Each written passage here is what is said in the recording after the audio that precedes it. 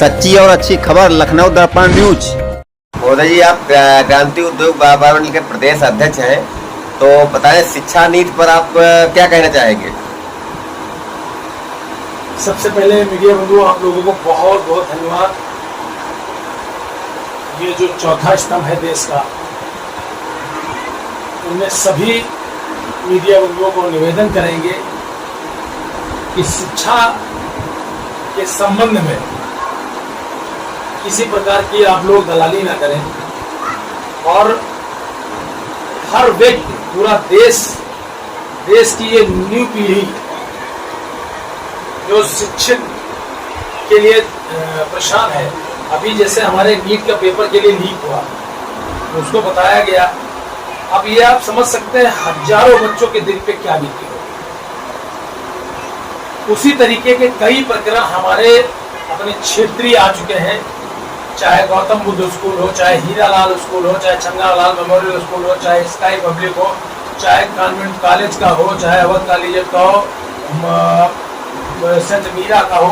बहुत सारे स्कूलों विद्यालयों का आ चुका है कि इन विद्यालयों ने अपनी एक दुकान खोल रखी है।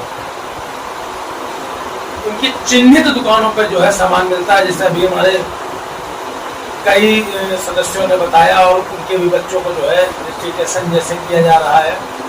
जो व्यक्ति आवाज उठा रहा है उसको जो है विद्यालय वाले उनके बच्चों को निकालने की धमकी देते हैं केवल। दूसरा, हमने 24 जुलाई 2025 को अपने एसडीएम महोदय अंकित शुक्ला जी को दिया था ज्ञापन। उन्होंने संज्ञान लिया। उसके बाद उस संज्ञान के बाद उस पर कोई उचित कार्रवाई नहीं हुई। तब हमने 28 फरवरी 2026 को भी ज्ञापन दिया। बाकायदा आप सारे ज्ञापन देख सकते हैं हमारे साथ।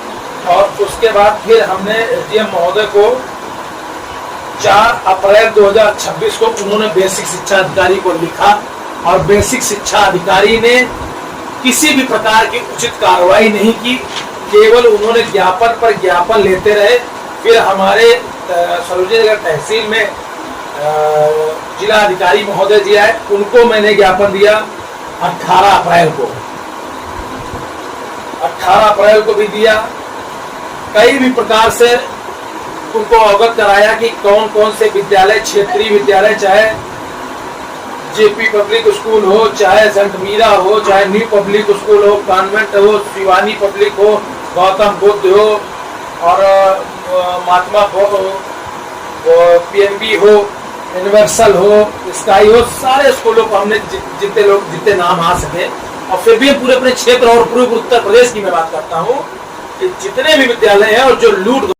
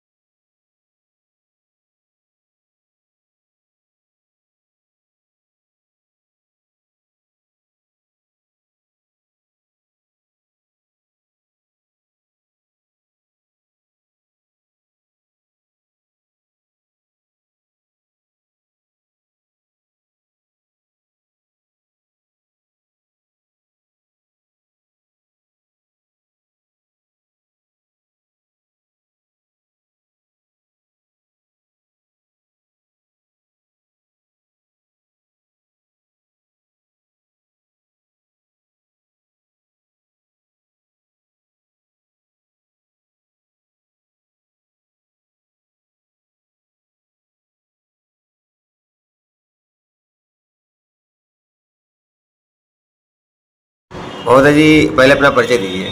मेरा नाम अनिल कुमार यादव है जी, और मैं बिजनौर सैनिक इंटर कॉलोनी में रहता हूँ, पेशे से भरता हूँ। मोदी जी, ये प्राइवेट स्कूल और सरकारी स्कूल में क्या क्या अनियमितताएं, क्या क्या कमियां, क्या क्या अपने विचार हैं? देखिए, सरकारी स्कूल तो पहले हमारे लोगों के समय में बहुत अच्छे थे, लेकिन अब कुछ व्यवस्थाएं इसलिए गड़बड़ा गई हैं कि शिक्षकों की कमी है, या जो शिक्षक हैं वो ईमानदारी से सत्यनिष्ठापूर्वक कार्य नहीं करते हैं। इसके अतिरिक्त जो बिल्डिंग वगैरह हैं वो जर्जर रहती हैं, बच्चों को बैठने का पर्याप्त स्थान नहीं रहता है। तो इसलिए अधिकतर अब समाज के लोग सरकारी स्कूलों की जगह प्राइवेट स्कूलों में अपने बच्चों का दाखिला कराना चाहते हैं। महोदय जी, आप गलत कहते हैं। अब तो हमारी सरकार, योगी सरकार ने जो है मॉडल स्कूल बना दिया है। लेकिन मॉडल स्कूल जो बनाया गया, कहा गया है, वो अभी एक योजना है, एक युक्ति है, सरकार की सोच है, विचार है, वो अभी ज़मीनी हकीकत पर नहीं है। इसलिए और सरकार ने खुद बहुत सारे स्कूल बंद कर दिए। यूपी में नहीं, ऑल इंडिया के लेवल पर देखा जाए तो करीब 1 लाख से अधिक सरकारी स्कूल बंद किए गए हैं। प्राइवेट स्कूलों की क्या स्थिति है? नहीं, प्राइवेट स्कूलों की यही तो स्थिति है जिसका मौका और फायदा उठा करके कि इतने स्कूल जो कुछ बच्चे छोटे क्लास में पढ़ाने के लिए अभिभावक भेजते थे, अब वो स्कूल बंद हो गए हैं सरकारी, तो इसलिए प्राइवेट आसपास स्कूलों में जाते हैं। तो प्राइवेट स्कूलों में ये स्थिति है कि जो अभिभावक और गार्जियन को बताया जाता है कि हमारी इतनी इतनी फीस है, हमारा इतना एडमिशन है, वार्षिक एनुअल चार्जेज इतना है, उसके बारे में वो कायम नहीं रहते। बच्चों के एडमिशन कराने के बाद पता चलता है कि आज ये कार्यक्रम है, उसके लिए शुल्क वसूलते हैं, नाना प्रकार के शुल्क वसूलते हैं।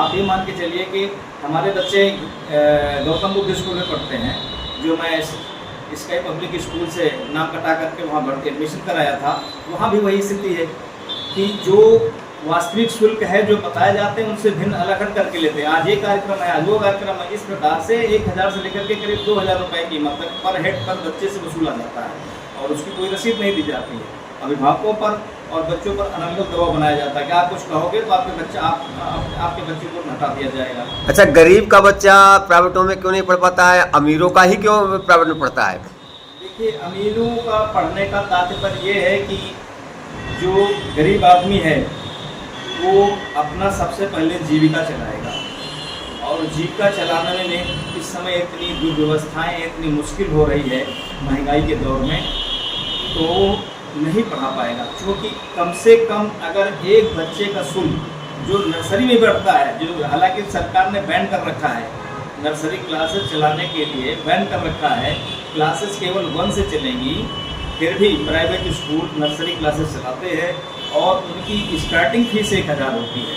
तो एक प्रकार से मान के चलिए कि एक बच्चे का फीस कम से कम सालाना 35-40 हज़ार रुपये है, इससे कम खर्चा नहीं है। तो 35-40 हज़ार रुपया वो सालाना अगर एक बच्चे पर खर्चा करेगा तो अपने परिवार पर या अन्य बच्चों पर कितना खर्चा करेगा। और महोदय जी, जैसे कि प्राइवेट नौकरियों में 15,000 से 20,000 तक का मिलता है, तो खाएगा या अपने बच्चों को पढ़ाएगा? आप वकील साहब हैं, अधिवक्ता हैं, आप जो है समाज को देखते हैं, तो इस बारे में क्या कहना चाहेंगे अपनी सरकार से? इस संबंध में हमारे पास तो बहुत सारे अभिभावक भी आए हैं, कहे हैं, बात किए हैं, और कई संगठन के लोगों ने भी बताया है कि हम लोगों ने संबंधित शिक्षा प्राधिकारी SDM साहब को, DM साहब को अवैध वसूलियों के संबंध में, और जो इनकी कॉपी किताबें हैं कि एक ही दुकान से एकाधिकार जो मार्केट है, प्रतियोगिता है, इसको हटाया जाए, इसको ख़त्म किया जाए, तो अभी ये सारी महंगाई अपने आप ख़त्म हो जाए।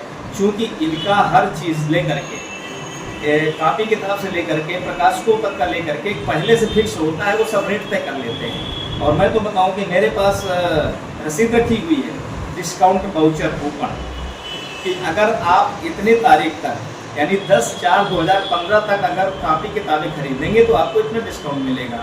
अगर 10 अप्रैल के पहले 2026 में आपने किताब नहीं खरीदी तो वो कूपन बेकार हो जाएगा, उसका कोई फायदा नहीं मिलेगा।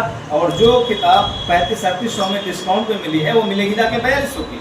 महोदय जी क्या कहना चाहिए? शिक्षा पर बंदर बांट हो रहा है? नहीं, बंदर बांट नहीं, बंदर लूट है जी। लूट की वजह ये है कि जो विद्यालय है, विद्यालयों का एक खुला कहना है मैनेजमेंट का कि हमारे लोगों का पैकेज बंधा हुआ है, सरकार को जाता है, कोई 10 लाख देता है, कोई 20 लाख देता है, कोई 25 लाख देता है, कोई 5 लाख, कोई 8 लाख।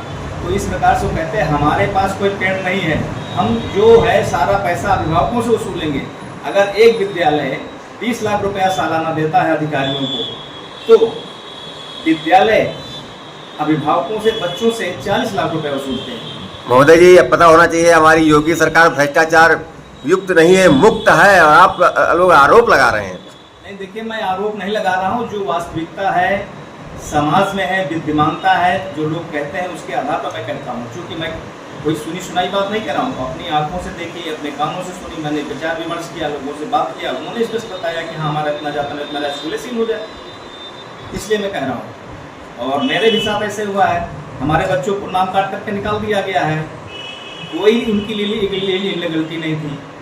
हमारी सिर्फ बात इतनी है कि उन्होंने एनुअल चार्जेस में जो पैसा मांगा था वो नहीं दिया था। मैंने एनुअल चार्जेस हम जमा करने को तैयार हैं, लेकिन हमने कहा कि जब पिछले सत्र में जब नई प्रिंसिपल आई पिंकी शुक्ला जी, उन्होंने हमारे बच्चों को किसी कार्यक्रम में पार्टिसिपेट नहीं होने दिया, क्योंकि उनका ये कहना था कि एनुअल चार्जेस 1500 पर हेड है, वो आप 3000 जमा करिए।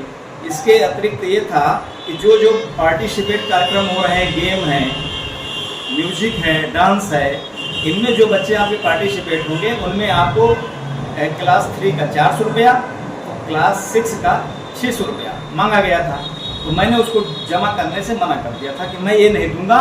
और मेरा यही कहना है कि जब आयन वक्त पर स्टेज पर समारोह के समय मेरी बिटिया को नेशनल एंथम गाने से रोक दिया गया था और पिंकी मैडम प्रिंसिपल द्वारा ये कहा गया कि वही लड़की है वकील साहब की, इसको हटाओ बाहर करो, इससे नहीं गाया गया ना, गाना नहीं, मतलब नेशनल एंथम इससे नहीं गाया जाएगा। उसको हटा दिया गया। वो बहुत अपमानित हुई थी, लज्जित हुई थी, परेशान थी, रो रही थी।